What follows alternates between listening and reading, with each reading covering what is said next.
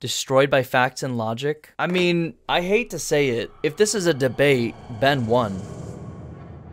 Ana Kasparian on the Ben Shapiro show. I'm very curious how this goes. Is she going to be, unfortunately, out of her league? Because Ben Shapiro is a pro. And I say this with the utmost respect to Ana Kasparian. There's not many people in a setting like this who could probably hold their own with someone like Ben Shapiro, who's so capable of twisting your words, who's so capable of twisting the narrative, who's so capable of deflecting and dodging, because that's all he does. Like there is no fact he can fall on when it comes to the things he's talking about.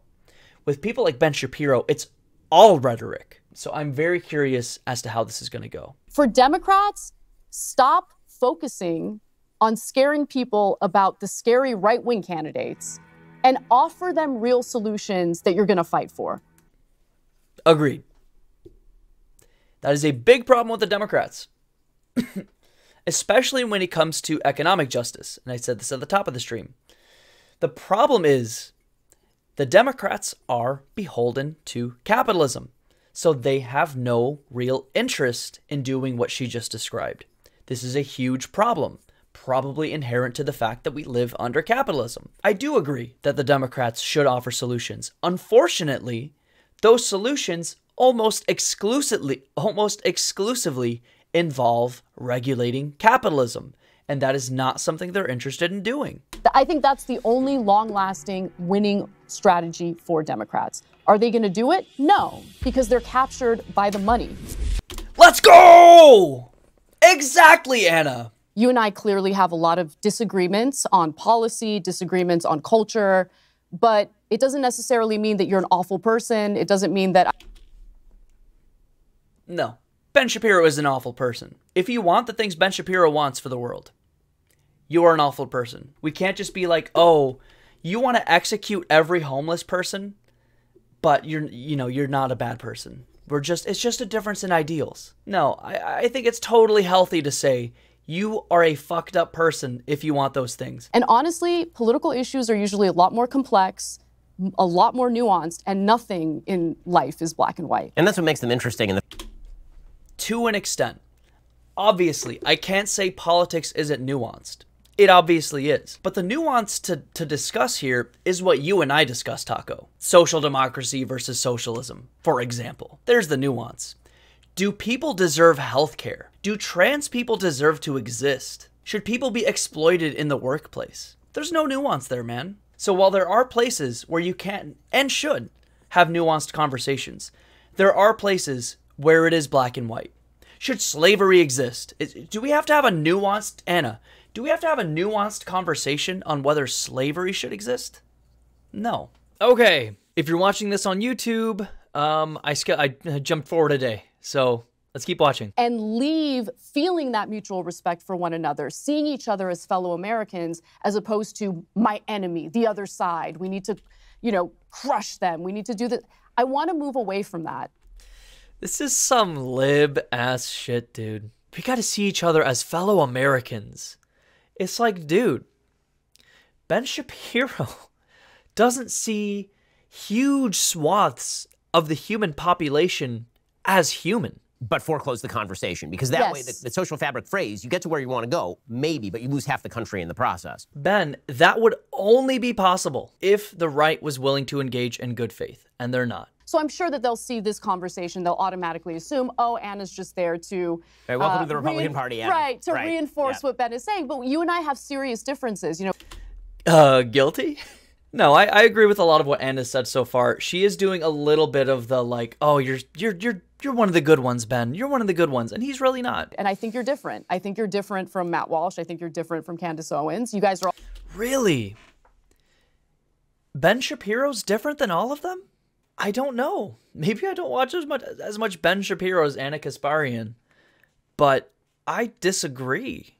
Again, is it just because she's on his show that she is like going... This is like her 10th positive comment about Ben Shapiro so far. I will say, I'm kind of doing what she's accusing the left of doing, putting all conservatives in a box. It's more, there's a big box called crazy, and every American conservative is in that box. Now, within that box, there are a lot of little smaller boxes, sub-boxes of individual crazy. But you're all in this big box called crazy. And there are a lot of Democrats in there, too. Don't get me wrong. So he actually did give people something to vote for, whereas all we got from the Democratic Party during that election was, ooh, Donald Trump's dangerous. Trump bad. Isn't he It's so true. dangerous? Trump was like, we're going to build a wall. We're going to do this. We're going to attack China. Yeah, and I followed that campaign pretty closely. I can think of 24 things Trump said he would do. And he tried to do a lot of them. I'm trying to think of anything, any platform Hillary said, anything she said she would do. Bernie did. Bernie said stuff. He had that more populist slant talking about policy. He was like, we're going to do healthcare. We're going to reform this. We're going to do that. Bernie was great in that regard. But Hillary was, again, people have talked about this ad infinitum at this point, ad nauseum. Her entire campaign was, look at this guy. Ain't he weird? Vote for me. And again, that's part of that bubble popping where, like, aren't they crazy kind of isn't enough from the Democrats anymore. If that is what your strategy is, I don't think that it's a winning strategy, sometimes in the short term, but certainly not in the long term. So that does raise the question as to what you think the Democratic Party should run on. Right. So the Democratic Party has radically... It's like the Democratic Party is in such a tough spot. What are your options if you're the Democratic Party? Social issues, I guess, but that can only get you so far. The problem is, on economic issues, the Democrats are a lot closer to the Republicans than they are to any sort of... The Democratic establishment is closer to the Republican establishment when it comes to economic policy than they are to Bernie Sanders, who, caucuses with the Democrats. And that's a real problem for the Democrats because you can't really advocate for progressive economic policies because you're a neoliberal party. You're controlled by corporations. So you're like mum on this sort of thing. And again, you can't be silent on this stuff for very long. The whole they're crazy, vote for us will only get you so far for so long. Increasingly, you have both parties completely captured by campaign donations from wealthy donors, corporate donations. I think that's been a problem. That has led to Make Ben admit that's a problem. I want to hear that. I want any ground Ben is willing to give up. Can you at least admit that crony capitalism, where corporations and the rich are able to so severely affect legislation and our lives, is not a good thing? But he is not going to address that. I will bet my entire life right now. So are they going to pass the right legislation to protect the consumer, to protect the worker, to protect the average American? She's spitting. They are literally invested in ensuring that those companies do real well because they profit off of that as well. So that is a huge problem. And so what you have Don't move now on. Let them address it. Let them address it. Both sides, in my opinion, campaigning on a bunch of BS. It's just nonstop distractions. I mean, look, this is what we're seeing. Agreed. Because what we need is economic justice. And the Democrats and the Republicans are fundamentally neoliberal and are in accordance when it comes to economic policy. They are two sides of the same coin. And we need to get back to actually hashing out what policies need to pass in order to make sure that Americans are thriving. So the problem is the minute what are those policies? Taxing the rich, expanding social welfare. And as soon as you talk about those things, the Republicans have a cheat code. It's called socialism. He said universal health care. He is a socialist. He wants to give people college. You're a socialist. And boom, you've won. You've called your opponent a socialist. You've won. There's nothing more you can say. Even if you're like, I'm not a socialist. I swear I love capitalism. I believe in capitalism. Doesn't matter. They've already won. The Democrats need to walk a very fine line whenever they talk about economic justice. Because the minute they do, they're accused of being socialist, even when they're obviously not. Expanding social welfare, social benefits, is not socialism. I think the federal government should be tasked with important regulations to protect the consumer, because greed is a thing, okay? The fiduciary responsibility to shareholders is real. And so how do you balance... I was right. He did not address that.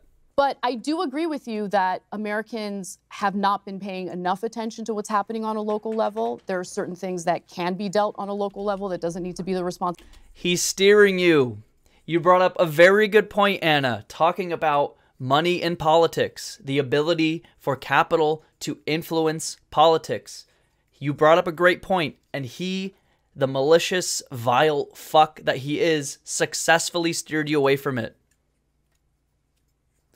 Ben is a pro. He's very good at what he does, and it sucks.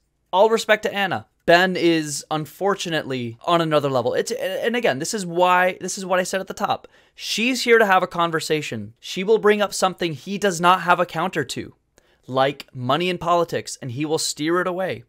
This is not going to be the last time we're going to see this happen. Pay attention. As we'll talk about in a moment, when it comes to local politics, everyone gets a lot more moderate when they're talking about their own particular. That's very steer it away. We're going to come to a policy that works much better for me and my family than people who live 1,000 miles away and who don't know me, don't know my family, don't care about me. And I think that, that return to localism may be the only way forward for the country. I want to talk to you about... No, they do care about you. That's the problem. They do care about the well-being of you, your family, your kids, your neighbor's family, their kids, and their rights.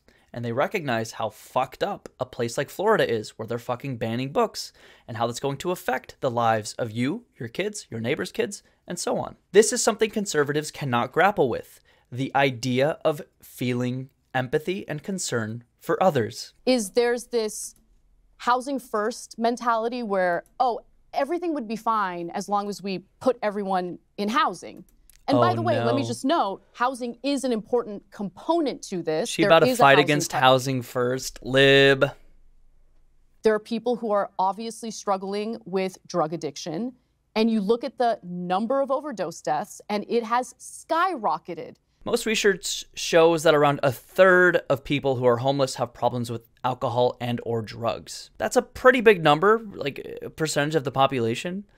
But the idea that it's all of them and it's the drugs that made them homeless, that's the myth, right? Poor socioeconomic conditions are what made you homeless. And then drugs are there to like ease the pain of your shitty life. I get so much flack for saying this.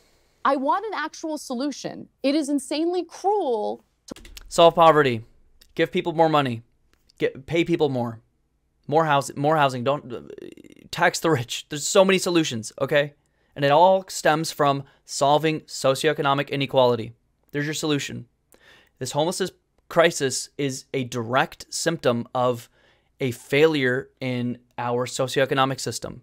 So we need to fix our socioeconomic system. That's it. There are short-term solutions like a housing-first approach, spending more on social workers to help care for people who are currently homeless, but you're not going to solve the issue of creating more homeless people.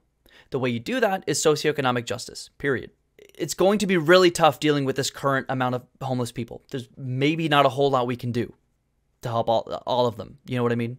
But what we can do is stop creating more homeless people.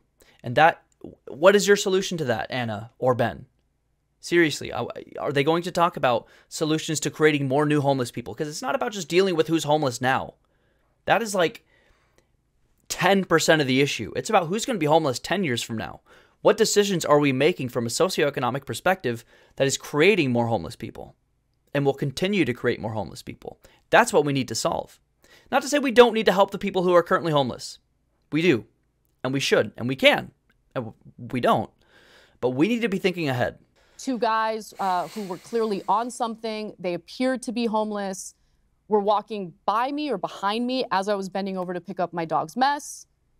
One of the guys grabbed me by the hips and started thrusting at me with an erection. I mean, that's horrible. And that's disgusting. I know that I wasn't raped. It's I get horrific. it. But at the same time, yes, I've gone to therapy about it. I'm working through it. That's not your personal problem. But that's because you were assaulted, yes. What's making it worse, though, is that I'm the bad guy for sharing this story and saying, hey, we can't just let this kind of stuff happen. We need to find real solutions for it. Dude, I'm really sorry that happened, obviously. But like, what's your point? Yes, everyone thinks we need real solutions to this problem. Like, who do you think is saying we don't need real solutions to this problem. Who's saying she's the bad guy? Exactly. Is there like a Twitter thread? Is your point we need to do something? Because to that I say, fucking duh. Who on the left or the right is saying we shouldn't do anything about the homelessness problem? And there we go. And see Ben Shapiro taking advantage of her word spaghetti. Yeah, that's been going on a lot in this video. Where she will like say a bunch of good stuff, say something not so great, and then Ben Shapiro will latch onto that and focus on that, or steer the conversation away from something good that she says. Yeah, no, this video has been about what I was expecting, but he is very, very good at what you just described, at taking the inch she gives and taking a mile and steering the conversation away from actually worthwhile points to discuss that he would have no ability to discuss, because there is no reasonable conservative talking point. They don't want their children to walk past, you know, people smoking meth, injecting whatever, taking, you know, fentanyl and all that. Yes, homelessness is a problem right now. We all know it. Every time I go to Seattle, it fucking sucks. What's your point? Yes, we need to do something. Talk about that. How many times we're wheel spinning here over and over. Homelessness sucks. Wow, homelessness sucks. Homelessness sucks. Oh, did you know homelessness sucks? We get it. What are your solutions? Ben, what's your solution? Anna, what's your solution? Homelessness is bad and seems to have some negative consequences to society. Wow. That is very insightful, Taco. I hope they talk about that at some point. And one of the things that's happened also with regard to the crime issue in Los Angeles, which again was a significant... So we're just moving on. We're just going to say it sucks. The stuff we're doing right now sucks. I agree. The stuff all these cities are doing sucks. Like I said, I live a stone's throw away from Seattle, and what they're doing is not enough. But what are your solutions? We're just moving on. We're just saying it. Everything sucks without even dipping our toe into what solutions might look like. That is incredibly frustrating from both Ben and Anna. So far, it's been 40 minutes, and she has met Ben Shapiro in the middle on almost every issue they've discussed. She is doing all the dancing towards him, and he is rock solid. He's a pro. He's a pro. I've always considered myself a conservative, not a Republican. So there are situations where I've said I'm not voting for this candidate because this person does not meet with sort of my minimum standards for who should hold office, or this person is somebody who I did vote for, but now I'm unhappy with them. This is what Hassan talks about. Like, boil them down, everyone's a liberal. Because we've been doing too much agreeing so far. Yeah. That's what I'm saying. For like far right Andy and like noted progressive, there's a lot of, I don't know, agreeing, and it is mostly her agreeing with him, which again, very deliberate. Ben is a pro in this regard, and he is very good at making you do that. That is his whole spiel. He doesn't have any real, tangible talking points. You can't do that with Republicans. There are no reasonable talking points with with American conservatives. They don't exist. All you have is rhetoric. All Ben has is rhetoric. He's a lawyer. This is his whole life, okay? This is what he studied. This is why he's so good at it, okay? And which is why we're seeing what we're seeing, where it is her constantly agreeing with him. I diagnose both parties with neoliberalism, absolutely. I think people want to live in safe communities, clean communities. I don't think it makes you some crazy, rabid right-winger to want that. I think everyone wants that, and they need to be honest about it, right? So for Democrats, stop focusing on scaring people about the scary right-wing candidates and offer them real solutions that you're going to fight for. I think that's the only long-lasting winning strategy for Democrats. Are they going to do it? No, because they're captured by the money. There's too many. And you're right, what you said earlier about incentives and disincentives. That's the whole game, Ben. Kind of looping back to what they were talking about earlier. Trying to decipher whether a politician is a good guy or a bad guy is nonsense.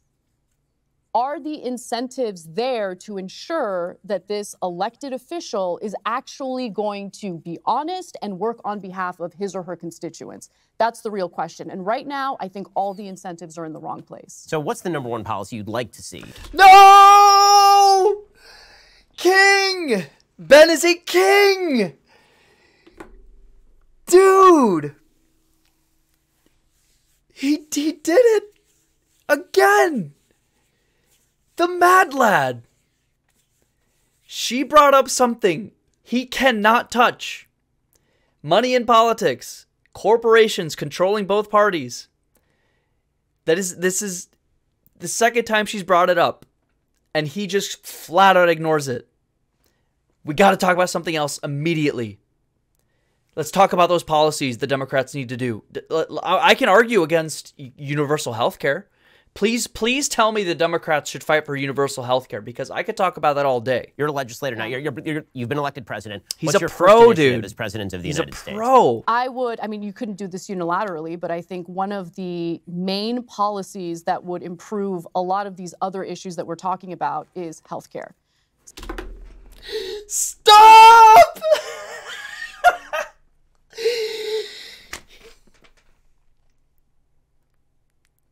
Exactly what I said.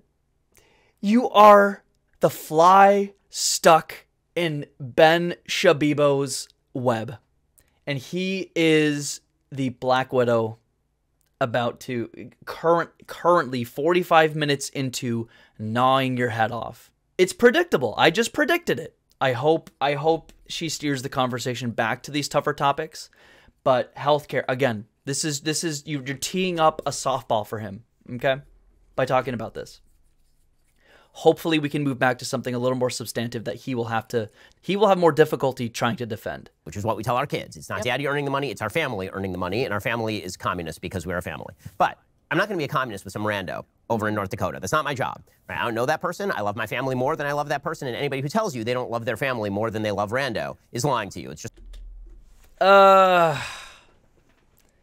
don't know. I really love my family, but I really do just care about everybody a lot. And I really want everybody to have a good life, a fulfilling life. And I think we need to work towards that. I actually do. I disagree with Ben. I would like to think there are plenty of people like that who do deeply care about the well-being of others.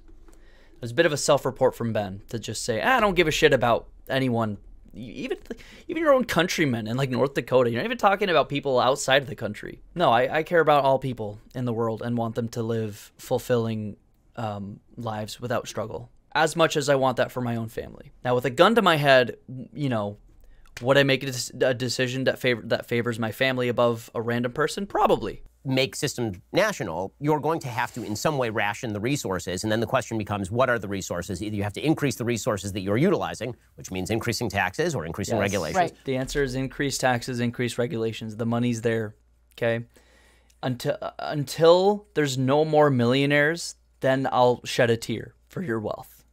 When you're like still... If you still have millions of dollars, and people don't have health care, I will not shed a tear taking your money away and putting it into a healthcare system, a functional healthcare system.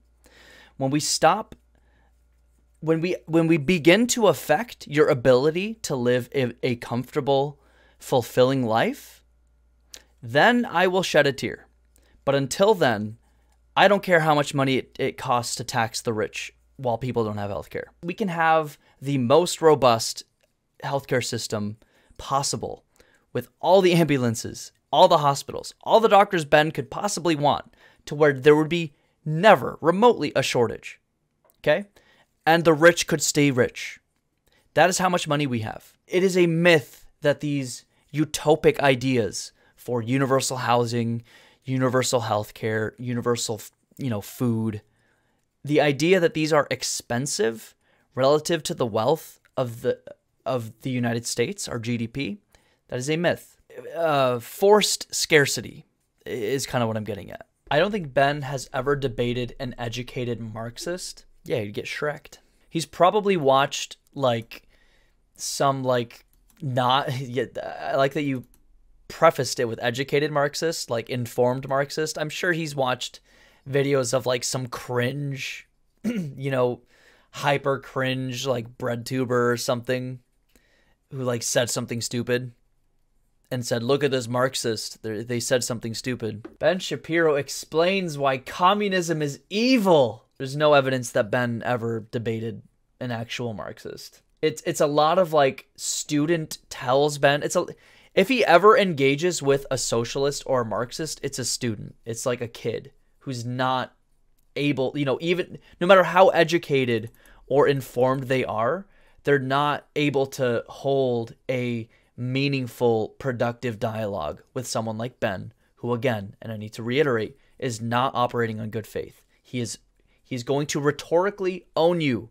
I don't care how informed you are, socialist college kid. He is going to rhetorically destroy you because that is his whole MO, which is why there is no evidence of Ben debating an educated Marxist and why there's a million videos here of Ben talking to a leftist in a college campus because he knows he can win and he will easily win. But the minute he steps into an arena with someone you're describing, Taco, he would not win. So yeah, this is very deliberate. Anna is not an educated Marxist. She is very much a liberal. Pretty progressive liberal, but a liberal. She is more closer to Ben than she would be to a Marxist on this panel. You know what I mean?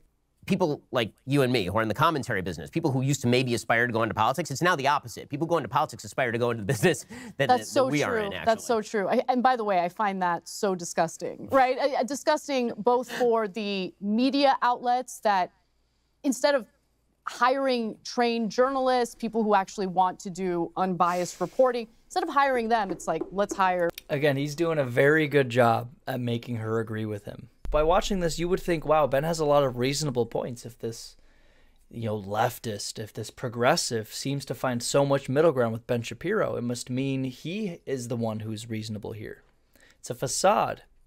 It is a deliberate facade. That's why I want worker power, right? That's why I want workers to be organized. Let's go. I think it's a far better solution now she's spitting. To have labor unions engage in those negotiations and those debates with the employers, as opposed to sitting around and waiting for this insanely corrupt federal government to keep their promises in raising the minimum wage. Spitting.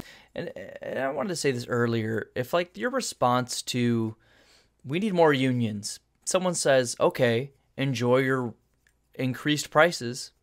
I don't know how you can say that with a straight face and also think that is a sign of a healthy economic system. Yeah, it sucks that we can't have commodity production without exploitation. Yeah, I agree. It sucks. Unions are a stopgap and are a, you know, one of the ways we can self-regulate capitalism. Unions are. But it's not the answer. It's not enough. You need an overhaul of your economic system, something other than capitalism, clearly. But those are decisions that are democratically made within the organization. Because it's connected to the people who actually have a stake in the organization. That's right. Meaning, and if you choose to take the risk, then you also choose to reap the reward. Correct. Right? Yeah. So one of the big problems, obviously, is that, you know, when this is evidence of why labor unions are good, but they are not the be-all, end-all answer. The be-all, end-all answer is moving away from capitalism. The revenue is created by the workers, and I think that part of the equation. The value is created by the workers, maybe? What's your point, Anna? Labor is prior to and independent of capital. Capital is only the fruit of labor and could never have existed if labor had not first existed. Labor is superior to capital and deserves much the higher consideration, Abraham Lincoln. It's one of those things where, like, maybe you could argue, like, the work needs to have value for the labor to have value, I guess. Like, you can't just, like, I could grab a pickaxe and just hammer a rock in my backyard all day. That's not valuable labor. I don't know. But again, that is such an extreme example. So there is no value without labor. But could you also say there is no labor without value? No, I mostly agree with you on that. So this guy's a pro. She has said that so many times in this video. Okay? Ben Shapiro is a crazy person. Anna's a mostly progressive person, like, who has reasonable ideas on a lot of things. And this whole video has her been going, I agree with you, I agree with you, I agree with you. It is crazy how good Ben is. I said this yesterday, or like 2 days ago when we like first started this video, Taco. I was like, I predict Ben is going to run circles around her. And so far, these 20 minutes left, I've been proven absolutely true. I'm sorry. This is a heavyweight match with someone who is not in the same weight class. And I don't know of many people who can go on this show and put up a fight against Ben Shapiro. I can't think of very many people who could reasonably do that. When it comes to rhetoric, that is what Ben's, bread and butter is. She's talking policy, he's talking rhetoric, and rhetoric will always win. But we got more toys. Were okay because they can rely on cheap products that are made in other countries through exploited labor, right? There you go. So we have a bunch of cheap crap we can buy, sure. Yes. But the quality of the stuff we're buying is not there. For as much as we can talk about the excesses of Amazon, we now live in a world in which you can take a device out of your pocket, you can hit a button, and any product on Earth will arrive at your door in 2 days. That's true. And look, that's part of consumerism, and it would certainly be a culture shock for Americans. To what expense, Ben? Like, we need to figure out what it is that's leading to this. Well, we know why we have this inequality, what we can do to lessen that. Yeah, that's the thing. Ben's like, look, you want to go back to the 80s when you had fewer toys? And she's just like, I want to go back to when we could afford healthcare and when people could afford homes. They're talking about two different things here. So the fury that middle America feels toward Democrats like Obama, I get it. Because after you just got foreclosed on, after all of that heartache that your family experienced in the 2008 economic crash, neoliberalism is bad. You see the banks, it's about getting to the root of the problem, which is the corrupt influence that Wall Street has on our politicians, thanks to how this system is set up. I don't disagree with any of that particularly, but I would say that there's one additional element that I actually think looms far larger, and that is the political interest in Washington is always going to be in control, and Keynesian economics suggests that the easiest way to avoid blowback for a stagnating economy is to pump money into it. And so if you are in... The third attempt for Anna to go, we need to get money out of politics. Can we talk about that? He steers the ship away. Pause your seats good talking to. Yeah, that'll do it. Can you do it? But no, this is the third time in this video where she brings up a point that he will not be able to counter with any of his rhetoric. This is like cut and dry. And he is like the next sentence talking about something completely unrelated. Damn. Right, the interest rates are not meeting with what the actual go back to risk interest level is in rates, American not money society. in Right politics. now, Biden's taking the heat for it. The reality is that he will not address this point. I'm surprised it didn't just end with her going, let's talk about how we need to get money out of politics. And it just cuts to black, like destroyed by facts and logic. I mean, I hate to say it. If this is a debate, Ben won. He agreed with her anytime she brought up a pretty typical neoliberal, you could say right-wing talking point.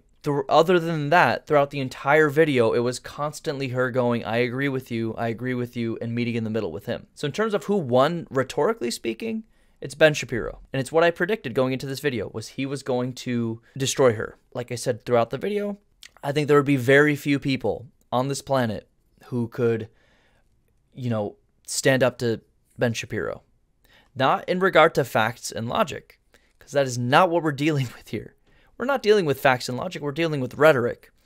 And he is a pro at that.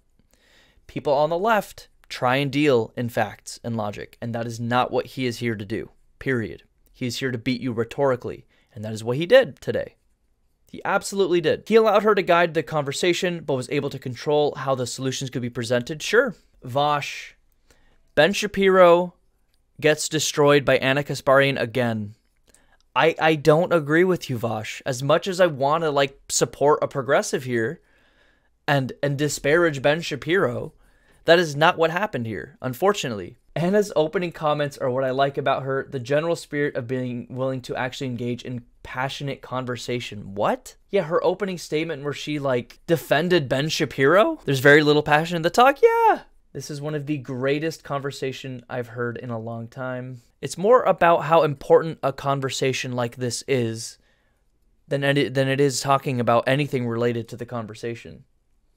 We need more like this. It's important to have like this. Props to them for having this conversation. They have great chemistry. We need more conversations like this. Did a bot write this comment section? I'm surprised they found common ground on a number of issues. I'm not. One, yeah, Anna is more of a lib when it comes to a lot of stuff. And two, Ben he is scientifically designed to make you agree with him. He is the king of rhetoric. He's a lawyer. He is a fucking lawyer. His job is to make you agree with him. That is why he is so good at what he does. And he is aware of that, which is why he very clearly avoids any talking point where you can't win with rhetoric. He steers it away. You saw it happen multiple times in this video.